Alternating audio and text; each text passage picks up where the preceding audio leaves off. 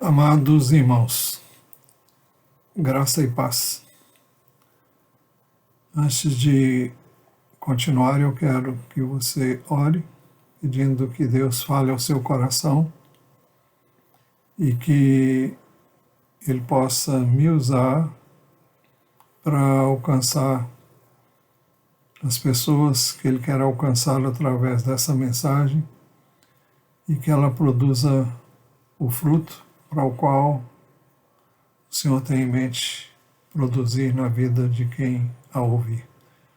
Que peça que Deus fale ao seu coração e a quantos ouvirem o que vamos ministrar nesta noite. Agora eu queria orar. Deus, em nome de Jesus, eu te peço que o Senhor venha me capacitar, me assistir, me tomar, me encher com o teu Espírito e me capacitar para eu transmitir com fidelidade a tua palavra. Que ela chegue a cada vida como tens planejado, idealizado, e o Senhor realize maravilhas, salvando, libertando, curando, transformando, edificando, consolando, fortalecendo cada um. Nós pedimos que o Senhor nos ouça, porque oramos no nome de Jesus. Amém. Nós queremos começar hoje uma série de mensagens sobre relacionamentos. Nesse período em que estamos mais perto uns dos outros, especialmente das pessoas mais próximas, é muito fácil o nosso relacionamento com as pessoas mais próximas sofrer algumas arranhuras, até por causa da liberdade que temos uns com os outros, e queremos ver alguns princípios relacionados com a palavra de Deus, alguns princípios da palavra de Deus relacionados com os nossos relacionamentos uns com os outros, inclusive na família, não só a família, a grande família que é a igreja, como também a família no sentido mais restrito, aqueles que estão conosco na mesma casa, com os quais convivemos mais de perto. O pecado trouxe a quebra de relacionamento entre o homem e Deus, entre o homem e entre as pessoas com seus cônjuges, entre pais e filhos, entre irmãos, entre pessoas às quais estamos sujeitas e pessoas que estão debaixo da nossa autoridade. O pecado trouxe a quebra de relacionamento com as pessoas, uns com os outros. Primeiro, o pecado trouxe a quebra de relacionamento do homem com Deus. Todos nós conhecemos a ordem dada por Deus ao homem logo após a criação. Gênesis 2:15 a 17, o Senhor Deus tomou o homem e o colocou no jardim do Éden para o cultivar e o guardar. E o Senhor Deus ordenou ao homem: de toda árvore do jardim você pode comer livremente, mas da árvore do conhecimento do bem e do mal você não deve comer, porque no dia em que dela comer você certamente morrerá.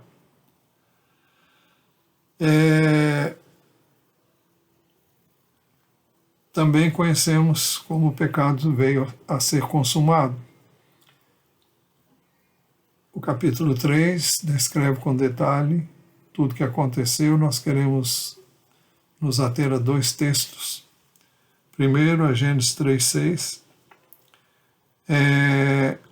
Vendo a mulher que a árvore era boa para se comer, agradável aos olhos e árvore desejável para dar entendimento, tomou do seu fruto e comeu. E deu também ao marido e ele comeu. Foi dessa forma que o pecado entrou no mundo. Aqui nós temos o registro da consumação do pecado. Se você quiser saber mais, você pode ler o capítulo 3 de Gênesis.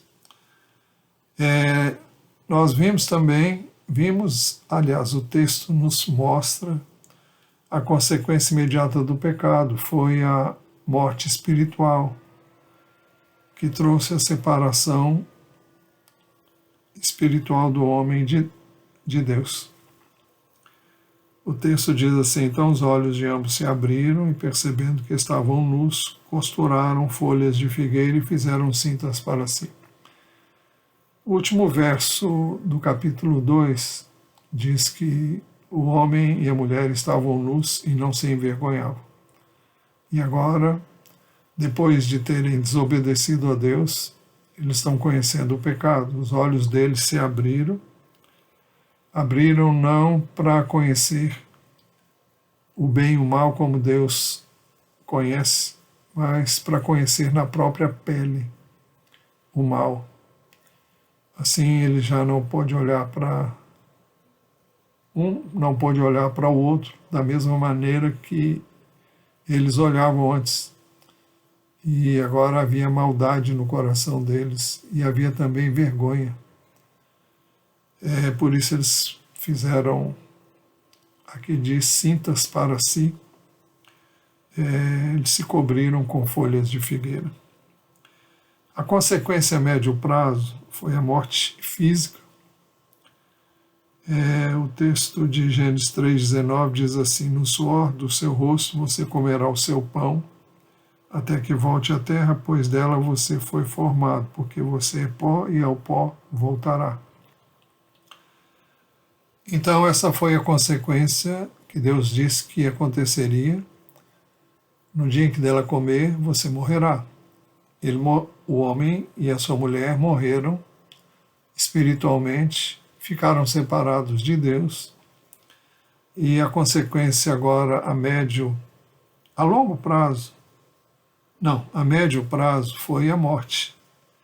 Médio prazo comparado com o que vamos dizer agora, daqui a pouco, que é o que aconteceu a longo prazo. A médio prazo seria a morte física, até que volte à terra, pois dela você foi formado, porque você é pó e ao pó voltará. Essa é a consequência a médio prazo. A consequência a longo prazo foi a perda da vida eterna. Gênesis 3, 22, 24.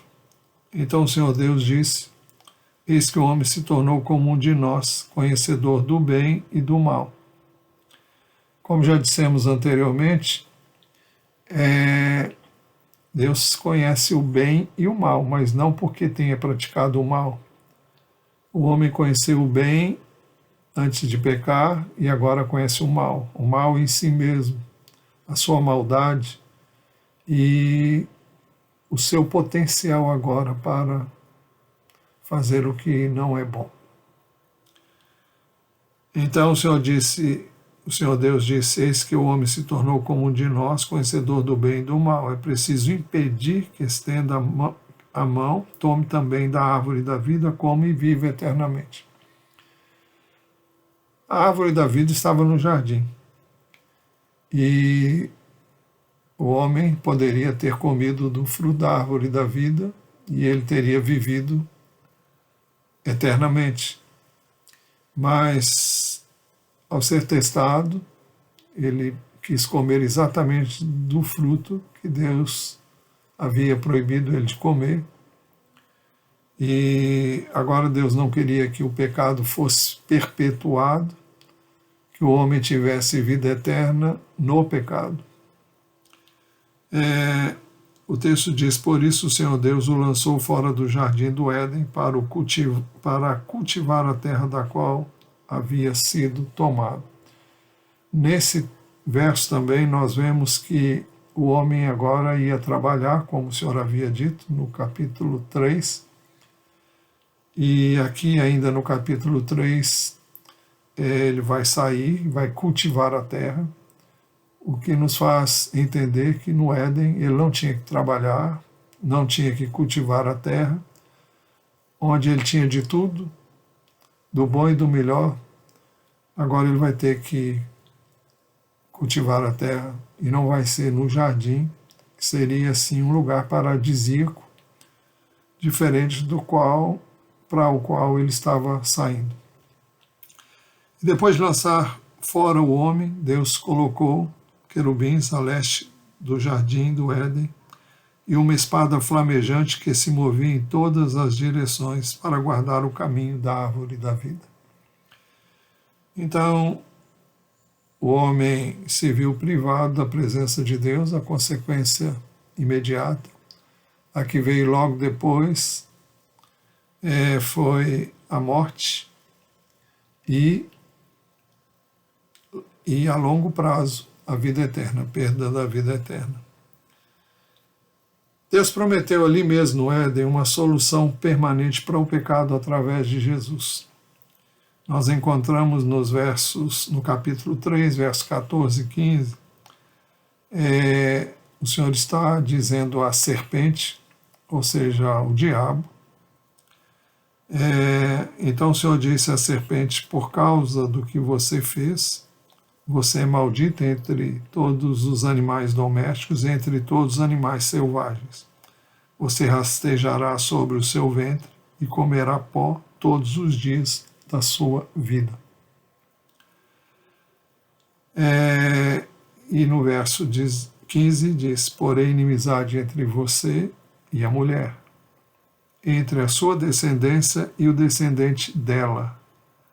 Este lhe ferirá a cabeça e você lhe ferirá o calcanhar. Quando ele diz, porém, inimizade entre você, isso é entre o diabo e a mulher. A mulher aqui representa toda a raça humana. O nome que foi dado a Eva significa mãe de todos os viventes. Então, nesse contexto, ela representa toda a humanidade. Então, Deus diz que poria inimizade entre Satanás, entre o diabo e a mulher, ou seja, aqueles que dela descendessem.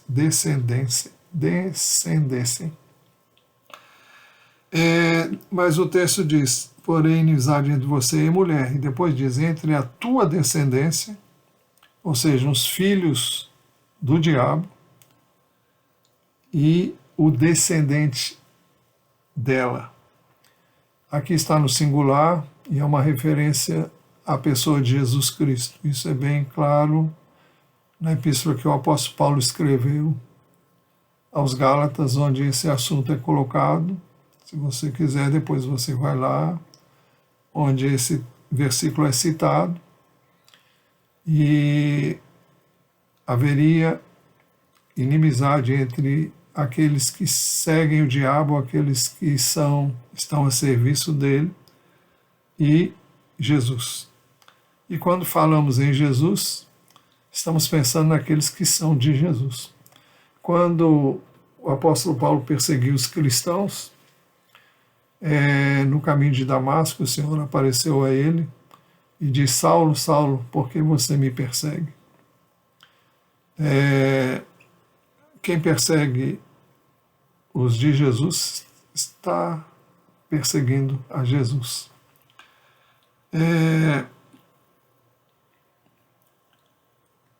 E o texto diz, este, se referindo a Jesus, lhe ferirá a cabeça e você lhe ferirá o calcanhar. Através da sua morte na cruz, Jesus destruiria o poder e o direito que o diabo tinha e tem sobre aqueles que ainda não creem em Jesus. E através da sua morte, ele adquiriu para quem nele crê o direito de serem libertos. Ele mesmo disse, conhecereis a verdade os libertará. A verdade é Cristo, a verdade é que ele é o poder de Deus para a salvação de todo aquele que crê. Ele é o enviado de Deus para a salvação daqueles que creem nele. Então, mas Jesus para isso sofreria, o texto diz, você lhe ferirá o calcanhar, para que ele pudesse destruir o mal na vida dos que nele viessem a crer, ele sofreria a morte ali na cruz, em nosso lugar. Mas até que Jesus viesse, Deus providenciou o meio do homem se reconciliar com ele mediante o derramamento do sangue de um animal, possivelmente um cordeiro. Está registrado em Gênesis 3:21. O Senhor Deus fez roupas de peles com as quais vestiu Adão e sua mulher. Não há nenhuma dúvida que para que isso acontecesse houve necessidade do derramamento de sangue desse animal que deu origem à roupa que eles vestiram. É a primeira alusão a um derramamento de sangue, mesmo que isso não seja dito de forma tão explícita, mas apenas que Deus, o Senhor Deus, fez roupas de peles, com as quais vestiu Adão e sua mulher. Isso não poderia ser feito sem que o animal fosse sacrificado. E aqui nós temos a figura do pecado do homem sendo coberto por Deus, e assim ele poderia ter acesso à presença de Deus, não como era antes, sem pecado, mas com uma natureza corrompida, que exigiria que ele agora, cada vez que cometesse um pecado, imolasse um animal, um cordeiro, que pudesse representá-lo e ser imolado, porque, à luz da palavra de Deus, o salário do pecado é a morte. O cordeiro morreria no lugar do pecador. Isso foi feito até que Jesus viesse e se tornasse o Cordeiro de Deus que tira o pecado do mundo. Todavia, a solução permanente mesmo vem então através de Jesus. Efésios 1, a partir do verso 3, diz assim: Bendito seja o Deus e Pai de nosso Senhor Jesus Cristo, que nos abençoou com todas as bênçãos espirituais nas regiões celestiais em Cristo. Antes da fundação do mundo, Deus nos escolheu nele, isto é, em Jesus, para sermos santos e irrepreensíveis diante dele. Aqui nós temos uma alusão ao fato de que antes mesmo do mundo existir, Deus já tinha preparado Jesus para ser aquele através do qual ele haveria de redimir o homem do seu pecado. O texto continua dizendo, no final do verso 4, em amor nos predestinou para ele, para sermos adotados como seus filhos, por meio de Jesus Cristo, segundo o propósito da sua vontade, para o louvor da glória de sua graça que ele nos concedeu gratuitamente no amado. Nele temos a redenção pelo seu sangue, a remissão dos pecados segundo a riqueza da sua graça, que Deus derramou abundantemente sobre nós em toda a sabedoria e entendimento. Muito bem, como dissemos, Jesus é o cumprimento daquela promessa feita lá em Gênesis, capítulo 3, versículo 15, e através dele nós temos o perdão e a purificação dos pecados, e é o único meio através do qual o homem pode ser perdoado, purificado de seus pecados. Como dissemos, o primeiro pecado trouxe a quebra de relacionamento do homem com Deus. Em segundo lugar, o pecado trouxe a quebra de relacionamentos com as pessoas, do homem com seu próximo. Voltando lá a Gênesis 3, 14, a primeira parte, e Gênesis 3, 15, a primeira parte também, o texto diz assim: então o Senhor Deus disse à serpente, verso 15 agora, porém inimizade entre você e a mulher, entre a sua descendência e o descendente dela. Esse texto diz claramente que a partir do pecado, a entrada do pecado no mundo, o homem teria um inimigo que trabalharia 24 horas por dia, todos os dias, com o propósito de causar inimizade entre eu e as pessoas com as quais eu convivo, você e as pessoas com as quais você convive.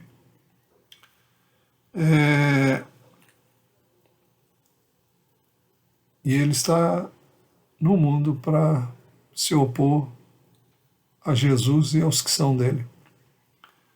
Quando eu falo se opor a Jesus, estou falando daqueles que são do Senhor e que representam o Senhor aqui na terra.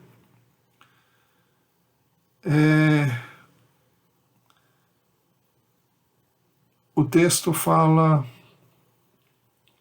de Apocalipse capítulo 12, versículo 9, a primeira parte, o verso 17, falam assim: foi expulso o grande dragão, a antiga serpente, que se chama Diabo e Satanás, o sedutor de todo mundo. Então temos aqui os vários nomes que se dá ao diabo. Aqui diz que ele é chamado de o grande dragão, antiga serpente, uma referência ao Éden, que se chama Diabo e Satanás, o sedutor de todo o mundo. E o texto diz no verso 17: o dragão ficou irado com a mulher e foi travar guerra com o restante da descendência dela, ou seja, os que guardam os mandamentos de Deus e têm o testemunho de Jesus. Então, essa é a função dele, e nós temos que andar de antena ligada, ligados o tempo todo com Deus, para que nós não venhamos a cair nas suas ciladas, porque ele está o tempo todo armando contra nós, sem distinção. Então dissemos que o pecado trouxe a quebra de relacionamentos com as pessoas, do homem com o seu próximo. Por isso a reconciliação com Deus prevê também a reconciliação com as pessoas por meio de Jesus. Colossenses 1, 19 e 20 diz assim: porque Deus achou por bem que nele, isto é, em Cristo, residisse toda a plenitude de Deus, e que, havendo feito a paz pelo sangue da sua cruz, por meio dele reconciliasse consigo mesmo todas as coisas, quer sobre a terra, quer nos céus. Então, Jesus veio para nos reconciliar com Deus e também uns com os outros. É por essa razão que nenhum de nós pode se dar ao luxo de abrigar qualquer inimizade sem ferir o propósito de Deus em Cristo Jesus. Ele veio justamente para sarar, a curar as feridas e restaurar os relacionamentos, a nossa relação com Ele e a nossa relação uns com os outros. Efésios 2, 13 e 14 diz assim: mas agora em Cristo Jesus, vocês que antes estavam longe, foram aproximados pelo sangue de Cristo, porque Ele é a nossa paz. De dois povos Ele fez um só. Aqui é uma alusão aos judeus e aos gentios. Os judeus não se davam com os gentios. Os gentios são todos os que não eram judeus, são chamados de gentios. Ou seja, são agentes, eu não estou dizendo agentes, eu estou dizendo gentes. São as pessoas que não eram de descendência judaica, então eram chamados de gentios. Normalmente eram pagãos, e gentios hoje são aqueles que não conhecem a Deus através de Jesus. Mas o apóstolo Paulo está dizendo: mas agora em Cristo, vocês que antes estavam longe, porque os gentios não conheciam, nem tinham ouvido nada de Deus, foram aproximados pelo sangue de Cristo. Porque Ele, Jesus, é a nossa paz. De dois povos, judeus e gentios, fez um só. E na sua carne derrubou a parede de separação que estava no meio, a inimizade. Isso representa não só a relação do judeu com o gentio, e aqui nós temos que pensar no judeu cristão, porque o judeu que não é cristão hoje vive em litígio com os gentios, que são principalmente os palestinos e aquela guerra que todos nós já temos ouvido falar e conhecemos em parte, de perto. Eu disse em parte, alguns conhecem de perto, outros nem tanto. Não obstante, sempre que eu pecar, eu comprometerei o meu relacionamento com Deus, embora Jesus tenha vindo para me restaurar a minha relação com Deus e a minha relação com o outro.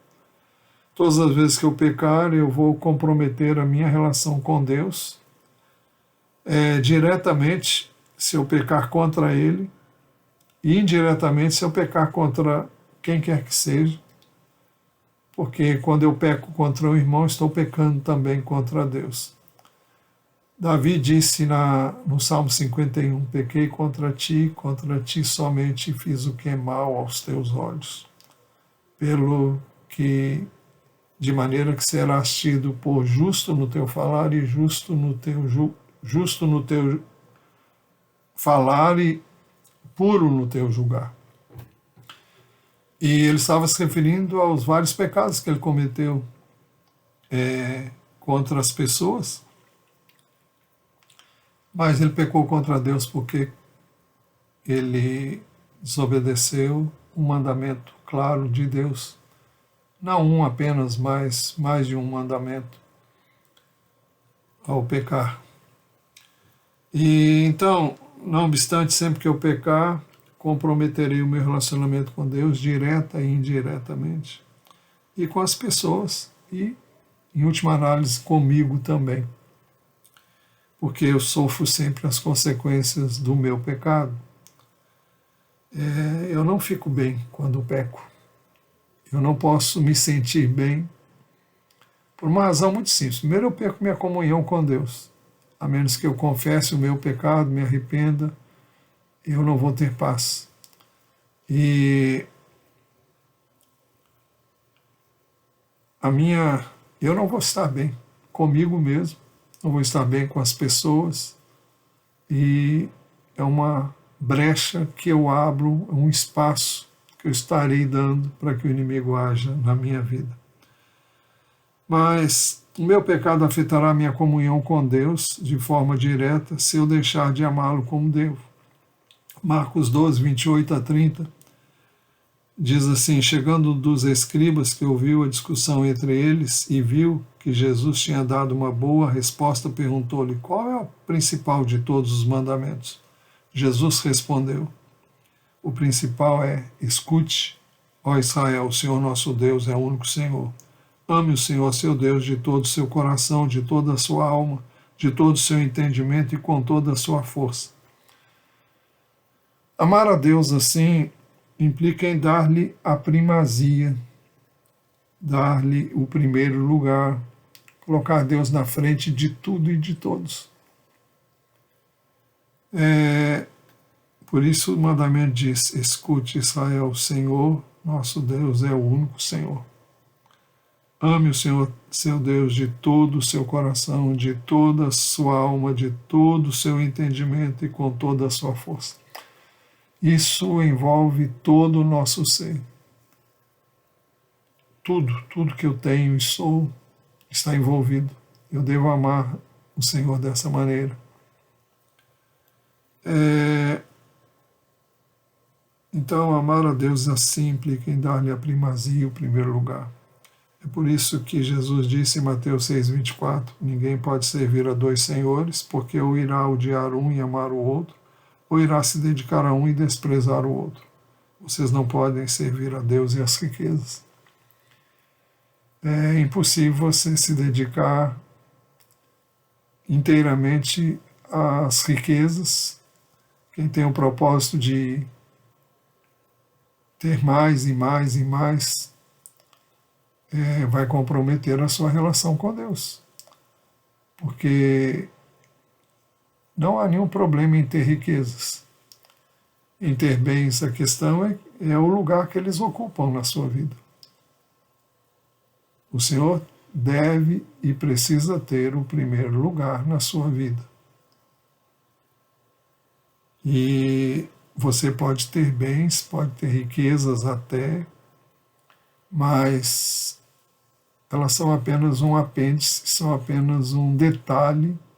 Seu coração não está nessas riquezas, você não vive para ficar rico, você não tem como objetivo acumular bens e riquezas só pelo prazer de ter essas coisas.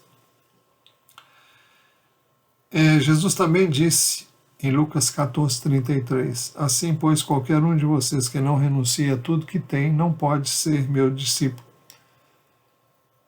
O significado disso é que ele tem que ter o primeiro lugar. A vontade dele tem que estar em primeiro lugar. E se você não consegue abrir mão de tudo que você tem para dar o primeiro lugar ao Senhor, você não pode ser um discípulo de Jesus. 1 Coríntios 7:29-31, capítulo 7, 1 Coríntios, trata sobre o casamento e tem muitas e boas orientações sobre o casamento. E o apóstolo Paulo diz ali, entre outras coisas, que uma pessoa que for casada, ele diz que se alguém escolhesse ficar bem, ele diz que cada um era livre para escolher, casar ou ficar sem casar. E ele tinha a opinião de que ficar solteiro era melhor, porque assim, essa pessoa, assim como ele, poderia servir a Deus sem qualquer obstáculo. E ele diz que o homem casado está preocupado em agradar a mulher, e assim ele está dividido. E a mulher, da mesma forma, está preocupada em agradar o marido e ela está dividida. Mas, um pouco mais adiante, ele diz assim, mas isto digo, irmãos, o tempo se abrevia. Por isso, de agora em diante, não só os casados sejam como se não fossem casados. O que ele está dizendo aqui é que estes que são casados devem dar primazia ao Senhor. Não significa que nós vamos aborrecer o nosso cônjuge, que vamos negar a ele o que ele precisa receber em termos de atenção, de cuidado, nada disso. Mas a minha devoção primeira é a Deus. O meu coração primeiro tem a Deus e depois o meu cônjuge. Por isso que ele diz também, mas também os que choram como se não chorassem, os que se alegram como se não se alegrassem, os que compram como se nada possuíssem, e os que se utilizam desse mundo como se não fizessem uso dele, porque a aparência deste mundo passa. Então, o que o apóstolo está dizendo é da necessidade de nós colocarmos o nosso coração em Deus e nos interesses do reino, em primeiro lugar. E foi isso que Jesus nos ensinou. Mas busquem em primeiro lugar o reino de Deus e a sua justiça, e todas estas coisas, as que ele citou ali, comida, bebida, vestes, lhes serão acrescentadas. Então, assim como o meu pecado afetará a minha comunhão com Deus de forma direta, se eu deixar de amá-lo como devo, assim também o meu pecado afetará a minha comunhão com Deus de forma indireta, se eu deixar de amar o meu próximo como devo. No mesmo texto, quando alguém perguntou a Jesus qual é o principal dos mandamentos, Jesus respondeu, o primeiro é: escute, ó Israel, o Senhor nosso Deus é o único Senhor, amarás, pois, o Senhor seu Deus de todo o seu coração, de toda a sua alma, de todo o seu entendimento e com toda a sua força. O segundo é: ame o seu próximo como você ama a si mesmo. E ele diz, não há outro mandamento maior do que estes. Então, nós temos que nos preocupar em amar a Deus e em amar o nosso próximo. Nós não podemos amar o próximo se nós não amarmos a nós mesmos. E você só pode amar a você mesmo se você tiver consciência do grande amor que Deus tem por você. Se você tiver consciência de que quem você é, pecador, indigno, até que você conhecesse a Deus, e Ele enviou o seu Filho, que deu a sua vida por nós para nos resgatar, nos redimir, nos amou com um amor indescritível. Quando você tiver consciência de quem você é em si mesmo e daquilo que Deus fez por você, o tanto que Ele te amou de forma incondicional, você vai poder amar você e vai poder amar as pessoas. Isso não é uma coisa que acontece da noite para o dia, é um processo. Quanto mais nós conhecemos a Deus, mais conhecemos a nós mesmos e sabemos quem somos. E quanto mais conhecemos quem somos, mais vamos amar a Deus, porque eu e você não somos dignos desse amor, não, humanamente falando, não. Só alguém que realmente nos ama como Deus nos amou pode amar-nos dessa maneira. Na 1 de João, capítulo 1, versos 5 a 7, o texto diz assim: a mensagem que dele ouvimos e anunciamos a vocês é essa: Deus é luz e não há nele treva nenhuma. Se dissermos que mantemos comunhão com ele e andarmos nas trevas, mentimos e não praticamos a verdade. Se andarmos na luz como ele está na luz, mantemos comunhão uns com os outros, e o sangue de Jesus, seu Filho, nos purifica de todo pecado. A questão de andar na luz é andar com Deus. Andar com Deus, eu não posso ter nenhuma dificuldade no meu relacionamento com o outro. Se eu tiver, eu tenho que resolver isso, porque senão eu deixo imediatamente de andar na luz.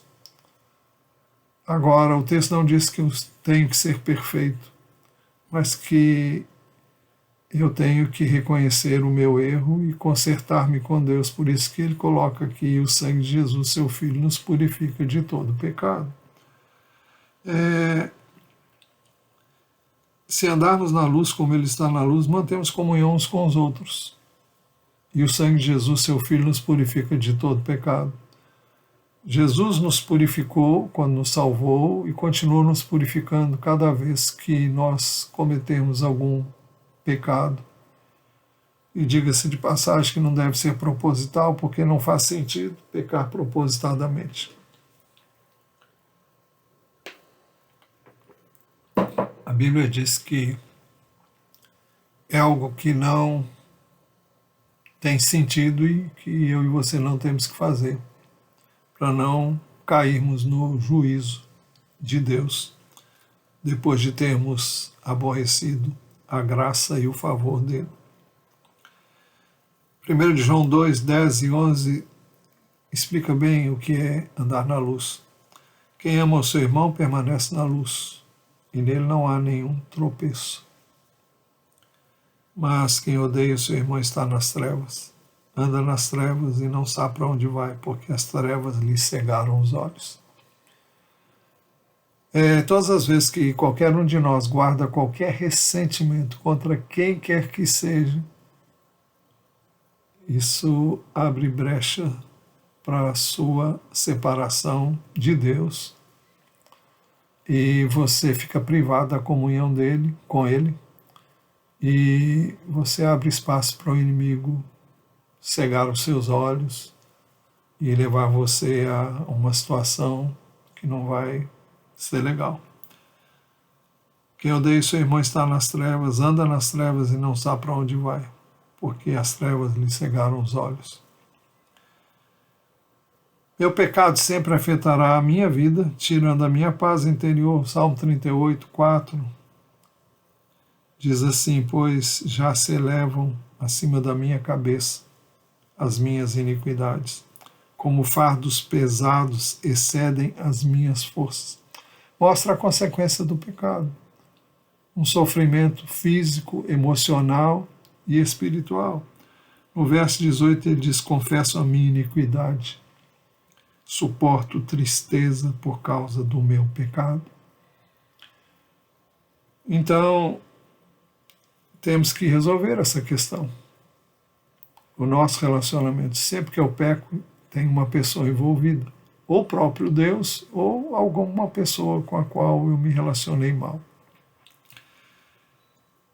Isaías 48:22 diz: mas para os ímpios não há paz, diz o Senhor. Ímpio é o ímpio que não conhece a Deus, mas todas as vezes que eu pratico uma impiedade, eu perco a minha paz também.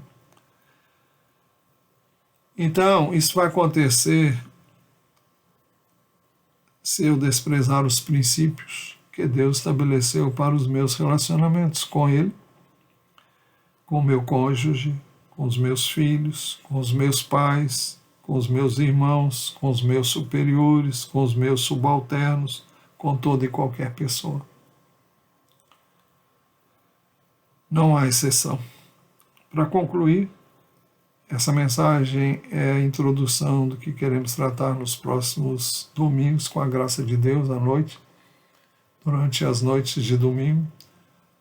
E queremos abordar aspectos bem práticos nas próximas mensagens, com a permissão de Deus. Mas por isso mesmo, por tudo que falamos hoje, a paz interior será sempre o juiz, o árbitro em meu coração. Colossenses 3:15 diz que a paz de Cristo seja o árbitro no coração de vocês, pois foi para essa paz que vocês foram chamados em um só corpo.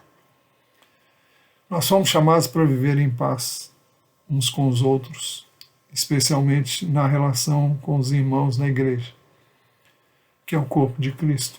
Por isso pertencemos ao mesmo corpo. Então a paz deve ser o árbitro. A paz é aquela que vai julgar se eu estou bem com meu irmão, com a minha irmã, com o meu cônjuge, com o meu filho, com os meus pais, se eu os tenho ainda. Se você os tem, eu não os tenho mais. Paz é uma preciosidade que não tem preço que pague. Em João 14:27, Jesus diz: deixo com vocês a paz. A minha paz lhes dou, não lhes dou a paz como o mundo a dá. Não há dinheiro que pague essa paz. É uma das mais ricas e preciosas bênçãos que nós temos através da nossa fé em Jesus Cristo, através do seu sangue derramado por nós. Paz.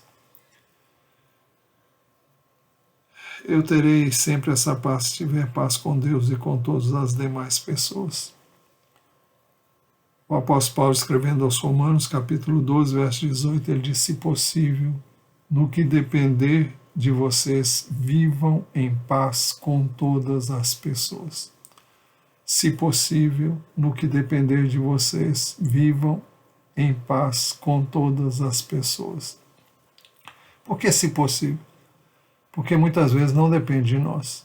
No que depender de nós, nós temos que perdoar, nós temos que amar, nós temos que estar sempre prontos a ter com todos um bom relacionamento. Não pode haver nenhuma reserva em nós, não pode haver nenhum resquício de rancor ou ressentimento. Então vamos cultivar essa paz e vamos depender de Deus para isso. Se possível, no que depender de vocês, vivam em paz com todas as pessoas. Enquanto depender de nós, que nos submetamos a Deus e nos rendamos a Ele, a sua vontade. E vamos então usufruir de paz conosco e com aqueles que querem a paz. Vamos orar. Senhor, nós te louvamos, te damos graças pela preciosidade que é a paz de Cristo, que excede todo o nosso entendimento. Que o Senhor promete na tua palavra que guardaria os nossos corações e as nossas mentes. Ao nos dirigirmos a ti, pedimos que o Senhor esteja indo ao encontro de cada vida que me ouve e levando a tua paz, trazendo reconciliação contigo e uns com os outros, trazendo a paz. Que ninguém se recuse a perdoar, que ninguém se recuse a deixar de lado qualquer raiz de amargura ou qualquer ressentimento. Remove, Deus, e que o Senhor opere grandes coisas através do perdão e da graça que há em Cristo Jesus. Nós pedimos que o Senhor faça isso e muito mais. Nós te pedimos em nome de Jesus. Amém. Eu só tenho a dizer mais uma coisa. Perdão é uma escolha, não é um sentimento.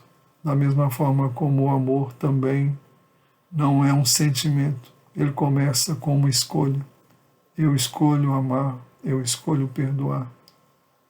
E quando eu escolho, o amor e o perdão transbordam em minha vida, porque o Espírito de Deus habita em mim e Ele está ansioso para manifestar esse amor e esse perdão sempre. E agora, que a graça de nosso Senhor Jesus Cristo, o amor de Deus o Pai, a comunhão e as consolações do Santo Espírito de Deus sejam sobre todos nós agora e para todos sempre. Amém. Até outra oportunidade com a graça e a permissão de Deus. Que Deus abençoe a sua vida. Em nome de Jesus. Amém.